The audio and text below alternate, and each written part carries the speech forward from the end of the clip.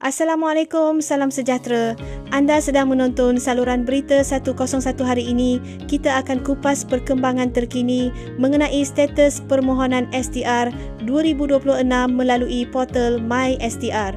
Ramai pemohon mungkin sedar baru-baru ini status permohonan berubah daripada permohonan diterima kepada dalam proses.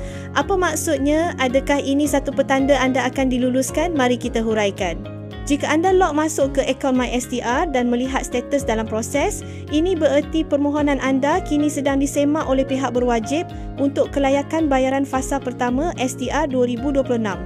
Dalam tempoh ini, anda tidak dibenarkan membuat sebarang kemaskini data.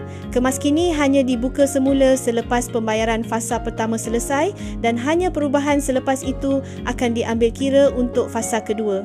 Segala maklumat yang anda hantar sebelum tarikh akhir kemaskini 28 November dianggap muktamad untuk penilaian fasa pertama. Status dalam proses menunjukkan pihak pengurusan sedang semak satu persatu maklumat anda berdasarkan data terakhir yang anda kemaskini sebelum 28 November. Sekiranya anda tidak buat kemaskini sebelum tarikh itu, contohnya kerana terlupa atau sebab teknikal, ada kemungkinan anda terlepas peluang untuk pembayaran fasa pertama, tetapi anda masih boleh dianggap untuk pembayaran fasa kedua selagi anda semak dan kemaskini bila MySTR dibuka semula.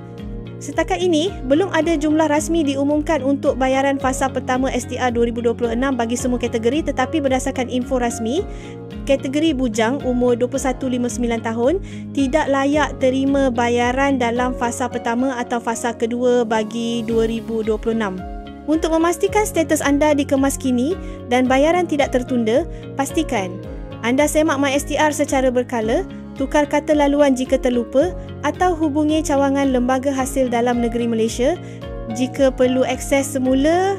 Itu sahaja untuk episod hari ini mengenai perkembangan STR 2026.